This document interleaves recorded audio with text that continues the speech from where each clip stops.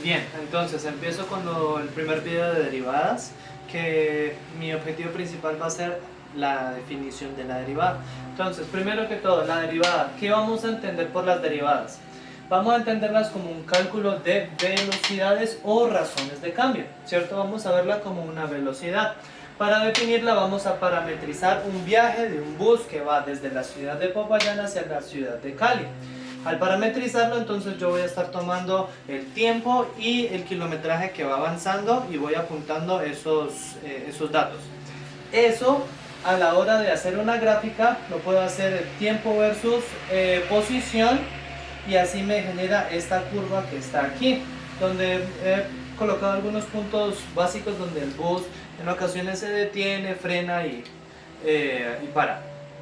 Aquí está entonces parametrizada la función de posición de ese bus en términos del tiempo. El viaje dura alrededor de 3 horas y tiene una distancia aproximada de 126 kilómetros. Entonces, con esta curva, con esos datos que he recolectado, queremos calcular la velocidad del bus, pero solo se define la velocidad promedio. La velocidad promedio se define como la distancia recorrida entre el tiempo total.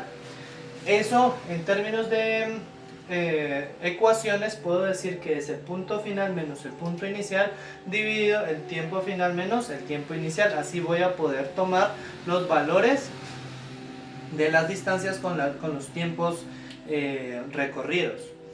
De este viaje completo, ¿qué puedo decir con respecto a la velocidad promedio? Pues si hago una velocidad promedio de todo el viaje, tengo un total del punto final, que es acá arriba en Cali, a los 126 kilómetros, menos el punto inicial, que es Popayán, que según mi gráfica sea los 0, así, sobre las 3 horas, el tiempo final menos el tiempo inicial, que vendría siendo de nuevo 0.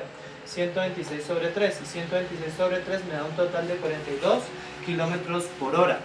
Eso es una velocidad promedio, me está indicando que promediadamente el bus se fue de forma constante desde Popayán a Cali a una velocidad de 42 kilómetros, sin frenar, sin parar, sin acelerar. Y ya sabemos que eso no es cierto, eso no es real. Siempre hay una aceleración, siempre hay un freno, siempre hay una parada del bus para recoger o dejar los pasajeros.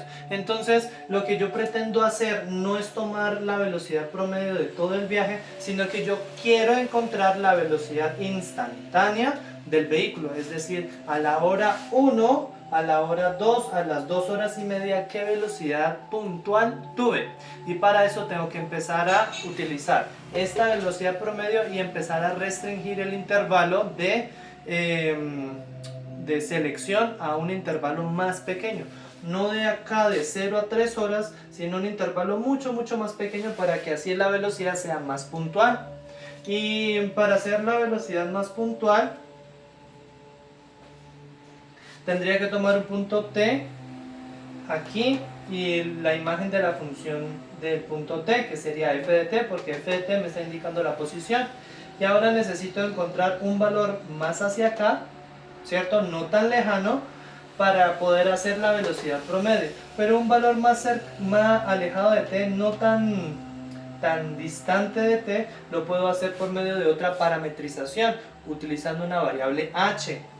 Entonces yo voy a utilizar una variable h para ponerla aquí, para decir el nuevo valor va a estar distanciado h unidades de t, es decir que yo voy a obtener aquí t más h en el siguiente tiempo.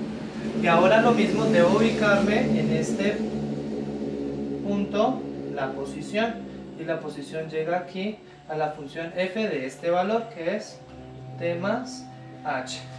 Y ahora, si yo tomo en este intervalo pequeño la velocidad promedio, que me va a dar,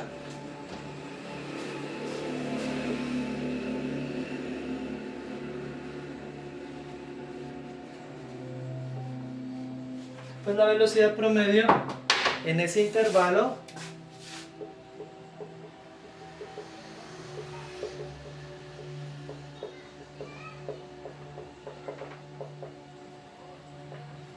¿cómo va a ser? Pues el punto final, que es este, que lo estoy llamando f de t más h, menos el punto inicial, que sería este, que es f de t, sobre tiempo final, que sería t más h menos tiempo inicial, que sería t. Aquí haciendo cálculos yo puedo cancelar t con t y decir que esto es f de t más h menos f de t sobre h. Y entonces aquí tendría la velocidad promedio de este intervalo de aquí, pero yo quiero una velocidad instantánea. Entonces, ¿qué tengo que hacer con el intervalo? Empezar a hacer cada vez más pequeño y más pequeño y más pequeño el intervalo. ¿Hasta cuánto? Pues hasta que el incremento del tiempo sea cero. Pero yo no puedo hacer el incremento del tiempo cero porque aquí tendría una división entre cero. Entonces, ¿qué tengo que hacer para definir la velocidad instantánea? Tomar un límite. Y así, el límite, cuando h tiende a 0, de f de t más h menos f de t sobre h, va a ser llamada la velocidad instantánea, porque aquí ya estoy reduciendo el intervalo a solamente un puntico, el punto específico en t donde estoy calculando la velocidad. Y en términos de notaciones yo voy a escribir una comita para indicar derivada, y esto lo voy a llamar la derivada de f en el punto t. ¿Listo? Entonces esta va a ser la definición de la derivada por la aplicación de la velocidad aplicado hacia la velocidad promedio, y por eso así vamos a tener que trabajar todas las derivadas de las funciones elementales hasta que hallemos una forma específica de trabajarla sin hacer paso por la definición, ¿sí? Porque esta es la definición de la velocidad. Entonces en el siguiente video vamos a hacer la derivada de las funciones elementales, las potencias de x, y vamos a trabajar con tres propiedades específicas de la derivada que me permiten hacer cálculos de derivadas supremamente fácil. ¿Listo? Entonces yo haré el trabajo pesado en los videos, ustedes harán el trabajo en casa, el sencillo, que es aplicarlos y resolver los ejercicios de derivadas. ¿Listo? Entonces cualquier inquietud, recuerden que me pueden preguntar y yo trataré de responderles apenas me llegue la notificación.